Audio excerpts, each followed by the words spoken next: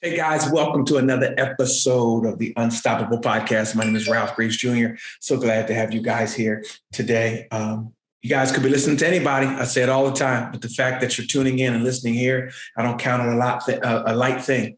Today, guys, my guest is a fellow pastor, Pastor Aaron Stern of Mill City Church in Fort Collins, Colorado. Pastor Aaron, man, good to have you on, man. Hey, thank you so much, Ralph. I really appreciate it. Yeah. It's good to see you, man. Good to finally meet you. Good to talk to you on this platform. And I just wanted to introduce you to the Unstoppable community. You're a church planter like myself. You and I discussed before we even got started. It's not for the faint of heart. That's right. And this is the Unstoppable program, man. So we're going to talk about some of the principles and some of the things you did to really help you along this journey. So tell the audience a little bit about yourself, man. You married, children? What you got going on? Yeah, thanks. Well, first of all, thanks for having me on the podcast. It's an honor to be with you and your listeners. And my wife and I, her name's Jossie. We've been married just now over 26 years. We have 4 boys. 19, 17, 15, and 12. And so my wife lives in a frat house. And about 10 years ago, this next month, we moved from Colorado Springs, about 2 hours south, an hour south of Denver. We're an hour north. Moved to Fort Collins because we felt like God was leading us to plant a brand new, life-giving, Jesus-centered church. And so it's been a ride. It's been amazing and terrible. Yeah. But it has been an amazing adventure of following Jesus and watching him build this church. Yeah.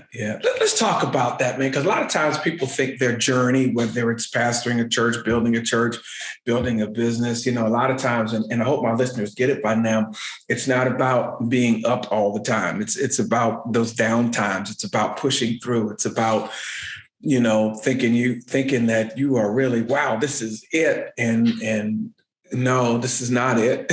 And then God shows you something else. Or how were you able in that moving, in that transition? We know that you're moving to a brand new place. You're moving your wife. And first of all, shout out to your wife. I know how hard it is I've been married 30 years, so I know what our wives go through. And She just picked up and trusted that you heard the voice of God and moved. And so during those downtimes, man, during those times where, Lord, you told me to come here, Lord, but it doesn't seem to be. What did you do to press through that? How did you press through that? Man, great question. And, for me personally, I know every church planter or business entrepreneur or whoever has a different story. But for me, that was tested really early. Yeah. We went through a process, and I had been on a church staff for about 10 or 11 years before we ended up transitioning and planting, and loved it there. But we got to the place where we just knew God was calling us. God was leading us to do this. And so we were making all the steps and, selling our house and all the moving stuff. And in that process, I just started to experience some anxiety. And I'm not the type of guy, I'd never experienced anxiety in my life prior to that. I'm pretty pretty confident and we just take whatever comes and we'll work through it. And I just woke up one day in the middle of this process of moving, and it just felt like a cloud was sitting over my head. And I thought, what's going on here? Have I made the wrong choice? And what's going on? I'm not supposed to feel this way as I follow God's leading. And that persisted. I remember waking up in our rental house in our new city, and I thought, what have I done? We're in this. There's no turning back now. And I think throughout that first year, especially, it was about a full year of pretty intense anxiety. Waking up middle of the night, not able to go back to sleep, and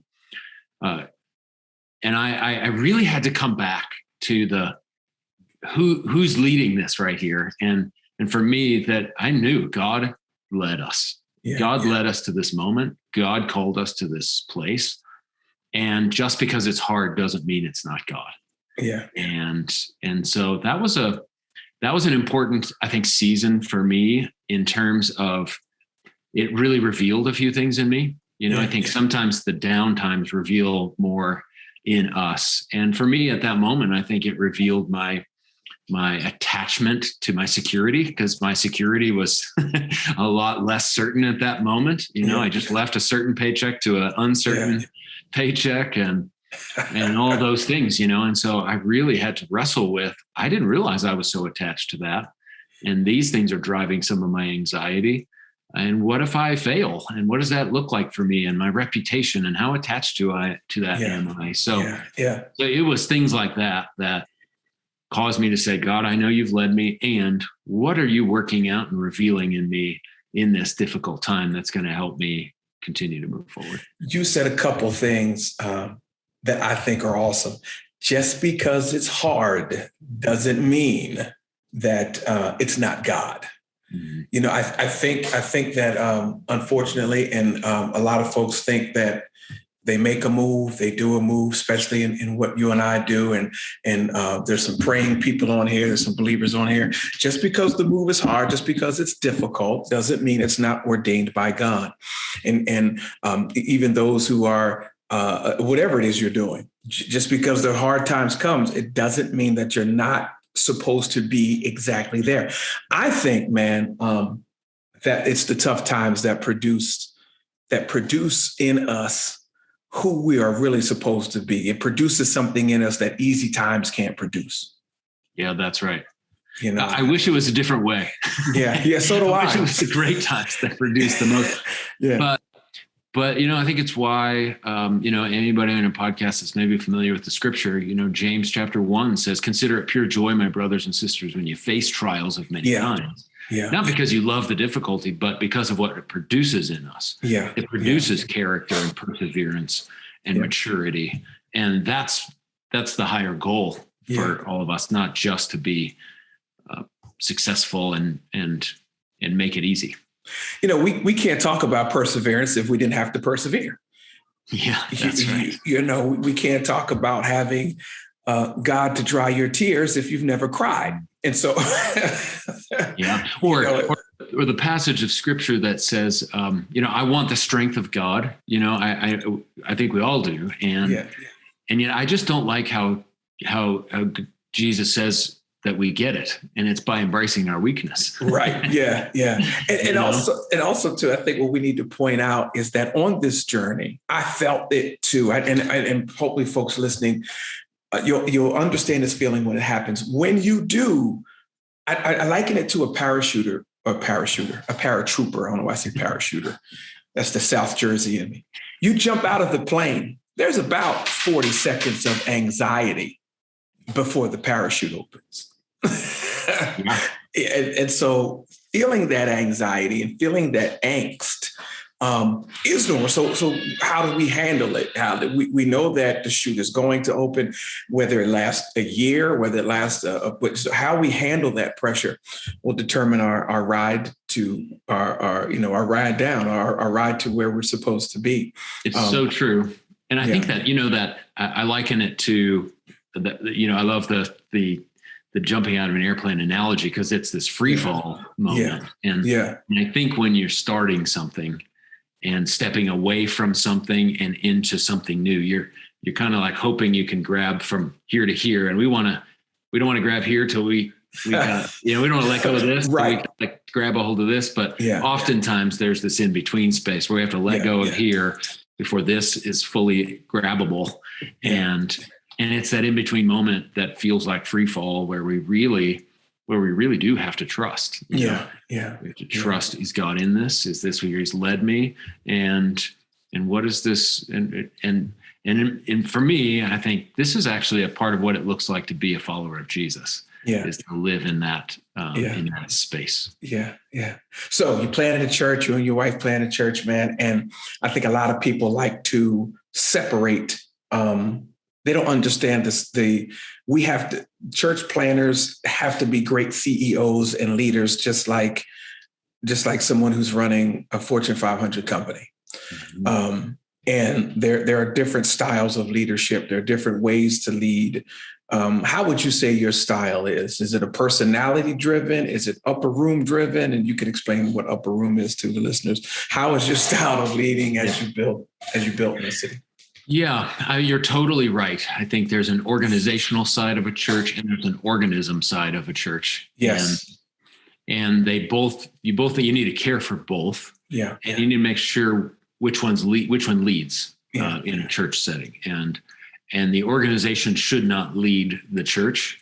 The organism should lead and be supported by the organization. So you want to make sure that the money can finance and support the organism, whether it's Sundays or whatever else is going on. Right. So you want to take and pay attention to both, and especially in the beginning as a church planter, I think you wear every hat. And thank God for over now the years of being able to hire and have some guys that give all of their energy to that, so I don't have to think about it quite as much as I used to. Yeah. And so that's really helpful. But you're 100% right. The need to pay attention to all of those things, how they fit together and how they support and serve one another, is so important. Yeah. Yeah. And I know some companies are, let me just say this. Some people come to come to your church because they like your personality. Some people are drawn to different companies and we have to be careful not to allow, especially the church, to be personality driven, because at any moment you and I could sneeze and then see Jesus face to face. So what happens to the organism and the organization? So how do you build, and how have you structured the church in a way that it's less personality driven and more maybe mission, or what we say in Christendom, listeners, kingdom driven?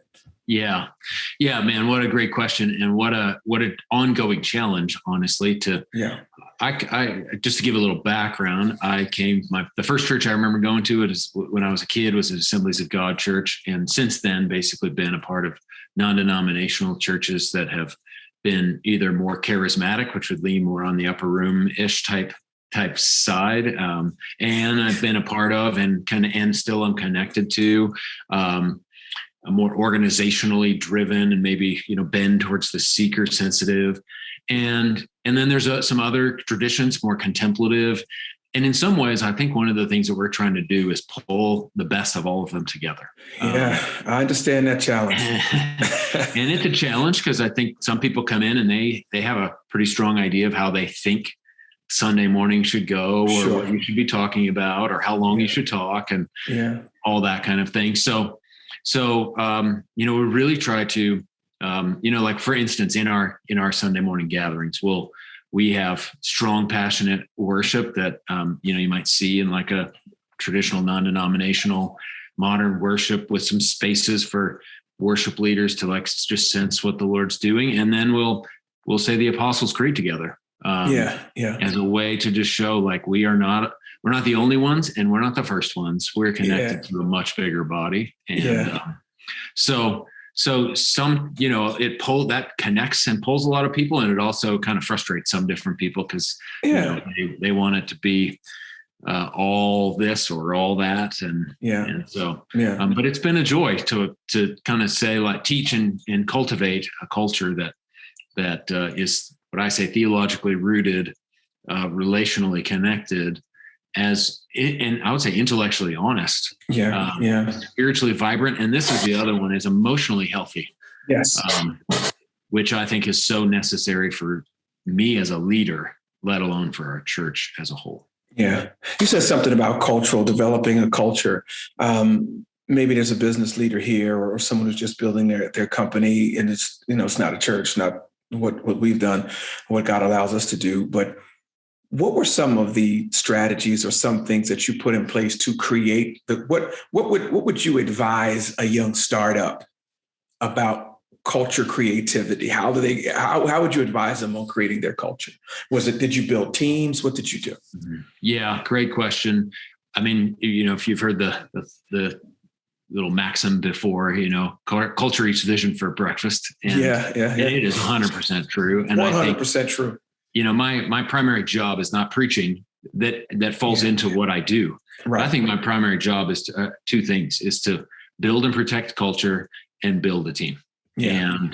And I build and protect culture through my preaching and other meetings and all that kind of stuff. But so I think I have come to learn in even greater ways in the course of this last decade how vital that is. And I think you can do the right thing in a wrong culture, and it's going to be hard. You can do the wrong thing in a right culture, and actually it can work. So the goal is to do the right thing in the right culture, and it actually can explode. So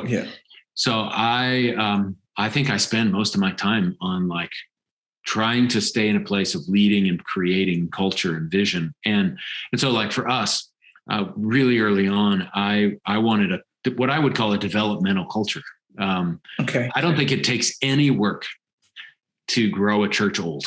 It just happens. It just happens. But it takes a lot of intentionality to grow a church young. And keep young people engaged and bring in young people and not just let it age with the congregation. Right. Kind of before you know it, you don't have anybody young or whatever. So I think that takes creating a developmental culture, which says, all right, you've got some gifts. Let's pull you in, which I think is the way the church should work. I can't remember the exact passage, right? It's in Ephesians, but it says, apostles, prophets, teachers, evangelists, for the equipping of the saints for ministry. So, so my job and my staff's job is not to do all the ministry, but in fact to equip our church to do the ministry. So my goal is to really like give my staff team and our volunteer team as much opportunity within the church, which also makes it so that it becomes less personality driven. Where I've got other great leaders leading and preaching and facilitating so much around the church. And so I think when people have two needs, to feel known and to feel needed. And when they feel that I'm connected relationally and I'm actually needed here. And it's huge. And I think that can be true in a church, and that's true in a business. It is. How important is it for leaders to continue to grow? Personal growth. A lot of people think that we've arrived. No, you talk about the importance for leadership to continue personal growth. It is. I think I have a hard time, man, honestly, if I see a leader that isn't growing and reading and trying to get better somehow. So I think it's 100% important. One of the things that we've created at Mill City is a quick feedback culture. Okay. I come back, we have 2 services on a Sunday. After my first, I'll usually talk to somebody who's on my teams there. I said, have any feedback for me? And it's not like, oh, you got to rewrite your whole sermon, but hey, when you said this, when you said that, hey, I think you should emphasize this more, whatever. I want it. I don't think like, oh, I'm the preacher, I'm the boss. I know everything. And so man, and I think leadership demands it, honestly. I don't know if you've ever read the book called Leadership Pain. No, I haven't read that one. The name is Sam Chand, I think. Okay. A-N-D. I could get his name wrong, but the title of the book's right. Leadership Pain. Mm-hmm. And he says every leader's going to run into some pain. You have a pain threshold. It's kind of am I gonna really make this decision? Nobody's going to like it. I'm going to change this. I'm going to fire this person. Whatever you got to do. And you get to that place where you're like, I don't want to do it. I want to do it. We'll be fine without it. Hopefully this will just solve itself. Those types of conversations that go on in your head. And I think those are learning opportunities. And we all have those moments. For some of it's one conversation is really painful for one and it's not so painful for others. But he says in the book, and I've experienced this 100% true, is if you're able and willing to grow and push through that pain point, your pain tolerance will rise. And so I think back to several years ago that the conversations that used to kind of terrify me. Now I can do it with my eyes closed and my hands tied behind my back, and it doesn't even cause me to sweat, Of course. Now listen, this is what I kind of like to ask. I like to ask leaders, especially pastors, because sometimes people don't, they don't think we go through the same stuff they go through. What's something people seem to misunderstand about you? Yeah. Wow. What a great question. I think on one hand is that um, is that I is that I know exactly what I'm doing. Yeah, okay. Amen. Yeah. I actually know what I'm doing. Right. And certainly I have some experience in some areas, and there's a level of clarity on some things. But Yeah. give this last year and a half as an example, around the pandemic and all the pivots and all the different voices and all those things coming at us. Yeah. I was going through the pandemic just like everybody else. Of course. And I think sometimes people misunderstand that because, you're the leader, you pray, you must have the direct access to God. So why don't you just do it exactly like he says, and you're good. Yeah. And I'm like, I'm trying, but at the same time, I don't always know what I'm doing. So sometimes if they don't realize that to some degree, I think they have very little grace for you. Yeah. Yeah. Very good. Last question. I thank you for your time. I ask everybody this. If you could have a billboard anywhere in the world, where would it be and what would it say? Wow. Your billboard anywhere in the world, where would it be? What would it say? And it'd be signed by Pastor Aaron Stern. What would it say? Oh man, what a great question. Reminds me of the what kitchen utensil would you be if you were a kitchen utensil? Mine's easy, a fork. I think that I would say something along the lines of, there's hope. There is real hope. Yeah. Our world offers us optimism, but that's not the hope that we have in Jesus. We have a confident hope that we can build and base our life on. And it's because of a resurrected King. Amen. So that's the billboard that I would plant, and I would. It's hard for me not to be selfish. I'd say I'd plant it here in my city, but that's right. That's where the Lord planted you. You got to plant it in your city. Yeah. Amen. Well, man, thank you for your time. Where can the audience find you? Yeah, the church that I pastor is called Mill City Church, and it's millcitychurch.org. And then I'm on Instagram and Twitter, and they both have the same handle, and it's Aaron Stern, no spaces, AARONSTERN. Pastor Stern, man, thank you for being on. Thank you for sharing just a little bit of your heart and a little bit of your expertise. And I know I got blessed for it. I know the community, the audience has as well. So we thank you for that, man. Thank you for coming on. Thanks for your time. Yeah, absolutely, man. What a pleasure. I really am honored. Had a great time. Guys, you've been listening to the Unstoppable program. I'm Ralph Graves Jr. Hop on over to my website, ralphgravesjr.com. If you want to join the community, Unstoppable community, go ahead and join that. And there's more training videos and great talks like this. But share this with someone, like it, subscribe, share this with someone. And Pastor Aaron, can you come back again in a few weeks? Man, I would love it. Absolutely. Let's do it. Guys, You've been listening. My name's Ralph Graves, and let's be unstoppable together. See you later.